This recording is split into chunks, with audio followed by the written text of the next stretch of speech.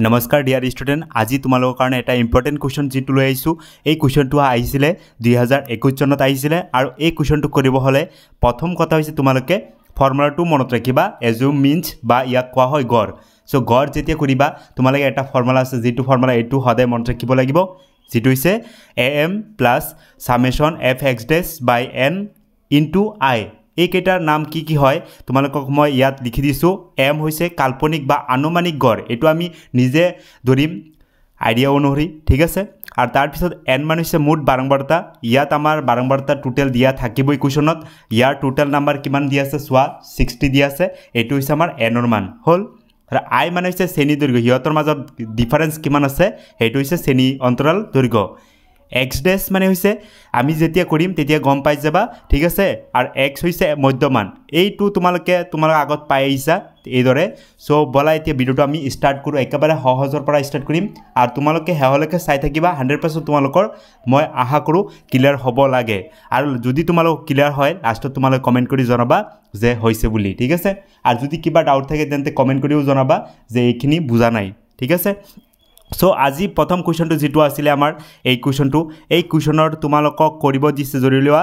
গড় উলাব দিছে এজো মিন্স ঠিক আছে তেন্তে তোমালোকে কেনেকৈ কৰিবা সাধাৰণতে তোমালোকে যেতিয়া এই অংকটো কৰিবা প্ৰথমে চাৰ্ট বক্স কিমানটা বনাবা এটা দুটা তিনিটা চাৰিটা পাঁচটা বনাবা ঠিক আছে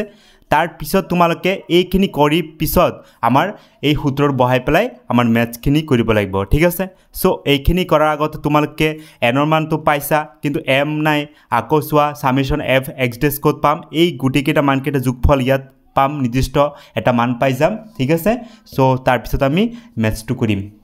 হল এতিয়া সোৱা প্ৰথমে তোমালোকে কি কৰিবা ইয়াত আমাৰ কোৱেশ্যনত দিয়া থাকিব c i ৰ মান এটো শ্ৰেণী অন্তৰাল দিয়া থাকিব ঠিক আছে তাৰ পিছত তোমালোকক দিয়া থাকিব যে ইয়াৰ সোৱা বাৰম্বাৰতাখিনি দিয়া থাকিব ইয়াৰ পিছত তোমালোকে মধ্যমান উলাবা যে x কেনেকৈ পাম সো তোমালোকে জানা মধ্যমান মানে কি আছিল উচ্চ সীমা প্লাস এটো সোৱা x যেতিয়া পাম কি আছিল ফৰ্মুলাটো উচ্চ সীমা প্লাস নিম্ন সীমা ঠিক আছে লোৱাৰ লিমিট আৰু আপাৰ লিমিট ডিভাইড বাই কি হয় 2 হয় তেন্তে সোৱা প্ৰথমটো যেতিয়া কৰিবা ইয়াৰ প্ৰথমটো সোৱা এইটো গড় যেতিয়া কৰিবা কি কৰিবা সোৱা উচ্চ সীমা কিমান আছে 44 আছে প্লাস নিম্ন সীমা কিমান আছে 40 আছে ডিভাইড বাই কিমান আছে 2 আছে এই দুটা যদি তোমালোকে প্লাস কৰা হ'ব 84 আৰু 84ক যদি 2 ৰে ডিভাইড কৰা কি হ'ব 42 হৈ যাব তেন্তে আমাৰ ইয়াৰ মান কিমান পাই গৈছা যে 42 পাইছা ঠিক আছে এইটো মান হৈছে 42 এতিয়া আমাৰ নেক্সটটো যদি কৰিও তেন্তে কিমান হ'ব চোৱা উচ্চ সীমা কিমান আছে সেকেন্ডটো 39 আছে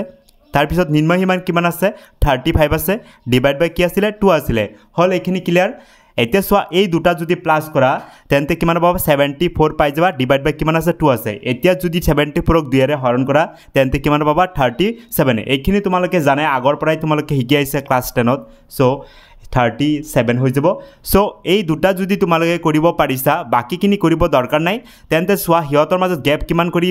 কমিছে 5 কৰি কমিছে সোৱা ইয়াৰ পৰা ইয়াত লৈ ডিফাৰেন্স কিমান 5 কৰি কমিছে বাকি বিলাকক তোমালোকে উচ্চ সীমা নিম্ন সীমা কৰিবলৈ দৰকাৰ নাই ইমান টাইম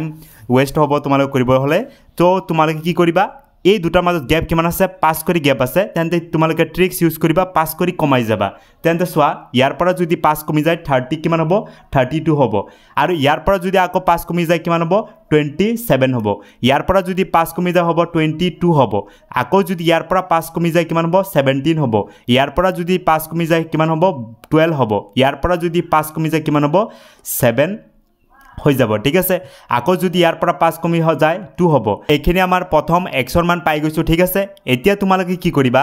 এতিয়া আমাৰ নেক্সট কি আছে x' মানে গড় বিচলন তো গড় বিচলন তোমালোকে এইদৰে কৰিব দৰকাৰ নাই ডাইৰেক্ট তোমালোকে কি কৰিবা এটা ট্ৰিক্স ইউজ কৰিবা সাধাৰণতে তোমালোকে ইয়াত চাবা আমাৰ যেটো শ্ৰেণী অন্তৰাল মান কেইটা দিয়া আছে যুগ্ম দিয়া আছে না অযুগ্ম দিয়া আছে যেহেতু অযুগ্ম সোৱা এটা দুটা তিনিটা চাৰিটা পাঁচটা ছয়টা সাতটা আঠটা নয়টা আছে নয়টা হলে ইয়াৰ মাজৰ কোনটো আছে মাজৰ মানে মিডিলত মধ্যম পদটো হৈছে আমাৰ কি ধৰিবা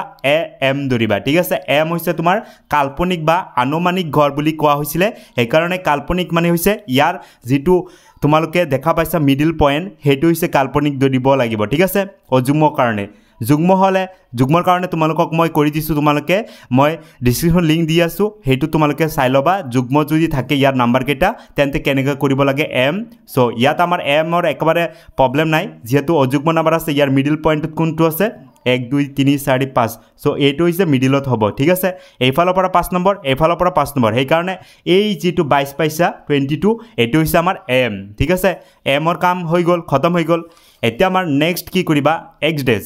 ইয়াৰ যেটো m ধৰিবা ইয়াৰ একেবাৰে পুনে পুনে যেটো খালি ঠাইটো আছে এটো সাধাৰণতে কি ধৰিবা 0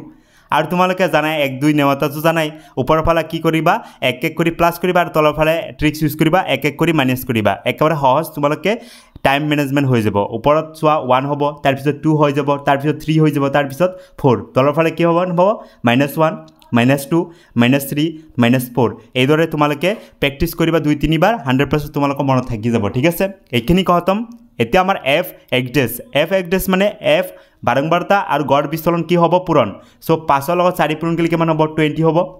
তাৰ পিছত 8 ৰ লগত 3 পূৰণ কৰিলে হ'ব তোমালোকে পাই যাবা 24 পাই যাবা ঠিক আছে ভালদৰে চাবা সৰি ইয়াত চোৱা 8 ৰ লগত 2 পূৰণ কৰিলে কিমান হ'ব 16 হৈ যাব 10 ৰ লগত 1 পূৰণ কৰিলে হ'ব 10 হৈ যাব আকৌ চোৱা 12 ৰ লগত 0 পূৰণ কৰিলে 0 হৈ যাব ঠিক আছে কি নাই চাই যাবা তো 6 ৰ লগত 1 পূৰণ কৰিলে হ'ব 6 -6 আকৌ 5 ৰ লগত 2 পূৰণ কৰিলে হ'ব -10 হৈ যাব আকৌ 3 ৰ লগত 3 পূৰণ কৰিলে -9 হৈ যাব ইয়াত মাইনাস আছে যেহেতু 3 ৰ লগত 4 পূৰণ কৰিলে মাইনাস কিমান হ'ব কিমান পাইছা -12 পাইছা ঠিক আছে এইখিনিলৈকে তোমালোকে খতম হৈ গল এতিয়া তোমালোকে কি কৰিবা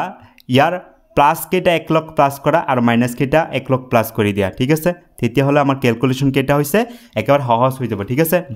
সো তোমালোকে সোৱা ইয়াত আমি পাইছো কি পাইছো 20 পাইছো 24 পাইছো তাৰ পিছত 16 পাইছো নেক্সট কিমান আছে 10 আছে সো গুটি কেটা প্লাসত আছে এইকাৰণে প্লাস কৰি দিয়া এক লগে একেবাৰে জনগোষ্ঠী হয় 4 আৰু 6 প্লাস কৰিলে হ'ব 10 ৰ শূন্য থাকে 1 2 2 আৰ 4 1 5 6 7 70 এই গুটি গিটাৰ মান কিমান পাইছা 70 পাইছা হলেখিনি ঠিক আছে 2 2 4 5 6 1 7 তোমালোকে চাবা ভালদৰে ঠিক আছে নেক্সট হৈছে আমাৰ মাইনাস কেটা এক লগ কৰা যে -6 নেক্সট কি আছে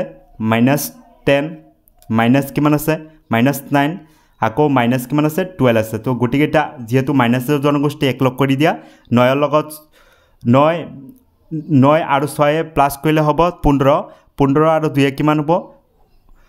17 7 থাকে কিমান 1 2 3 তো মাইনাস কিমান হ'ব 37 তো এইখিনি পাইছা -37 পাইছা হল এতিয়া সোৱা এইখিনি হৈছে আমাৰ 70 প্লাসত আছে এইটো হৈছে -37 আছে এইখিনি পৰা এইখিনি কি কৰি দিয়া যেহেতু প্লাসত আৰু মাইনাস আছে তো 70 ৰ পৰা যদি তোমালোকে -37 কি কৰি দিয়া কমাই দিয়া এক দাৰ গলে 10 10 ৰ পৰা 7 গলে কিমান হ'ব 10 ৰ পৰা 7 গলে হ'ব 3 তাৰ পিছত 6 থাকে 6 ৰ পৰা 3 গলে 3 তো ইয়াত হ'ব +33 হল এইখিনি সো আমাৰ পাই গৈছে কিমান এইখিনি মানে কি হৈছে সামেশন f x ডেছৰ মান কিমান পাইছা 33 পাই গৈছা এইখিনি লৈকে ক্লিয়াৰ হল বুজি পাইছা এইখিনি সো এই যিখিনি আছে প্লাসত আছে এইখিনি আছে মাইনাসত আছে ইয়াৰ পৰা এইখিনি কি কৰি দিয়া মানে যোগ বিয়োগ কৰি দিয়া তেন্তে আমাৰ কিমান পাই গৈছো 33 পাই গৈছো এইখিনি লৈকে আমাৰ আহা কৰো বুজি পাইছা কেনেকৈ হৈছে x ডেছ তাৰপৰা f x ডেছ হল এইখিনি এতিয়া আমাৰ সোৱা আমাৰ যেটো ফৰ্মুলা আছে ইয়াত বহাই দিলেই হল ইয়াত বহাই দিয়া গড় যেটো আছে m ৰ মান কিমান পাইছা 22 পাইছা হল তাৰ পিছত ওপৰ দিয়া সামেশন f x ডেছৰ মান কিমান পাইছিলা 33 পাইছা অলৰেডি ইয়াত অলৰেডি এই মাত্ৰ পাইছা ঠিক আছে তাৰ পিছত তোমালোকে n ৰ মান কিমান আছিল 60 আছে ইনটু i এতিয়া i হৈছে আমাৰ শ্ৰেণী দৈৰ্ঘ্য সোৱা যিকোনো এটা নম্বৰত ধৰিলে হল প্ৰথমটো কিমান আছে 40 তাৰ পিছত 44 হৈছে সো যিকোনো এটা ধৰিলে ইয়াৰ মাজত মানে ডিফাৰেন্স কিমান আছে সোৱা 40 তোমালোকে যেটো নাম্বাৰ পৰা স্টাৰ্ট কৰিবা হেতু নাম্বাৰ লৈকে তোমালোকে কাউন্টিং কৰিবা 41 42 43 তাৰ পিছত 44 ঠিক আছে টোটাল কেটা এটা দুটা তিনটা চাৰিটা পাঁচটা সো আমাৰ i ৰ মান কিমান হ'ব i = 5 ঠিক আছে তোমালোকে 40 আৰু 44 ৰ মাজত গ্যাপ নধৰিবা যে 40 পিছতে 41 42 43 এনেকে নহব যেটো নাম্বাৰ পৰা স্টাৰ্ট হয় আৰু যেটো নাম্বাৰ লৈকে হে হৈছে হেইখিনি গুটেই কেটা সংখ্যা কি কৰিবা কাউন্ট কৰিবা এইখিনি হৈছে আমাৰ শ্ৰেণী দৈৰ্ঘ্য সো i ৰ মান কিমান পাইছা 1 2 3 4 5 সদায় মনত ৰাখিবা এইটো ট্ৰিক্সত ঠিক আছে সো i ৰ মান পাই গৈছা কিমান 5 পাইছা হৈছে ক্লিয়াৰ এতিয়া সোৱা কি হ'ব ক্যালকুলেশন কৰি দিয়া হেইখিনি পদটো আগত কৰা সো ইয়াত আছে সোৱা 5 60 কিমান বাৰ যায় 12 বাৰ যায় এইখিনিলৈকে তোমালোকে ক্লিয়াৰ হৈছে ওপৰত থাকিল 33 তলত হৈছে 12 হল এইখিনি এতিয়া তোমালোকে কি কৰি দিয়া ইয়াক হৰণ কৰি দিয়া 33 যদি তোমালোকে 12 দি হৰণ কৰিলে কিমান হ'ব 12 গুণ 12 12 গুণ 24 12 3 গুণ বেছি হৈ যায় 36 হৈ যায় দুই বাৰ যায় তো হ'ব তোমাৰ 24 তাৰ পিছত তোমালোকে নমাই দিয়া ইয়াত 1 গলে 13 13 পৰা 4 গলে হ'ব তোমালোকে পাবা 9 হৈছে 9 ইয়াত দশমিক দিয়াৰ লগে লগে কি হ'ব শূন্য এটা হৈ যাব সোৱা এতিয়া 12 লগত কিমান পৰ গেল 90 প্লাসত হ'ব সোৱা সো ইয়াত মই কৰি আছো 12 লগত যদি 7 পূৰণ কৰা হয় 12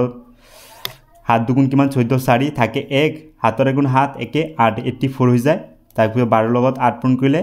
8 দুগুণ কিমান 16 6 থাকে 1 8 গুণ 8 একে 9 96 তো ইয়াত তো 96 নাই হেকাৰণ আমাৰ কি মান হ'ব 7 তো 7 দিলে কি মান হ'ব 12 7 হলে 84 হৈ যাব তাৰপিছত হাতত নামিকে 6 হৈছে 6 নামি যাব তাৰ পিছত তোমালোকে দশমিক আছে মানে শূন্য 12 5 গুণ কিমান হ'ব 60 হৈ যাব হৈছে ক্লিয়াৰ এতিয়া আমাৰ মান কিমান পাইছা যে ইয়াত পাইছা তোমালোকে 22 প্লাস 2.75 হৈ গ'ল এখিনি এতিয়া এই দুটা প্লাস কৰিলে কিমান হ'ব 22 আৰু 2 প্লাস কৰিলে 24 পইণ্ট কিমান হ'ব 75 হৈছে এইটো আমাৰ ফাইনেল এনসাৰ আশা কৰো তোমালোকে এইদৰে কোৱেশ্চন আহিলে তোমালোকে পাৰিবা হৈছে আৰ যদি কিবা তোমালোক এতিয়ালৈকে যদি ডাউট থাকে তোমালোক কমেন্ট কৰি জনাবা আৰ যদি ভাল লাগে এটা লাইক এটা কৰিবা ঠিক আছে মোৰো এটা উখা বাঢ়িব তোমালোক পৰীক্ষাৰ কাৰণে এটা কিবা এটা যে দিব পাৰিছো ঠিক আছে ধন্যবাদ তোমালোকে ভালদৰে পৰীক্ষা দিয়া মই আশা কৰো তোমালোক সকলোৰে ভাল হোক ঠিক আছে থ্যাংক ইউ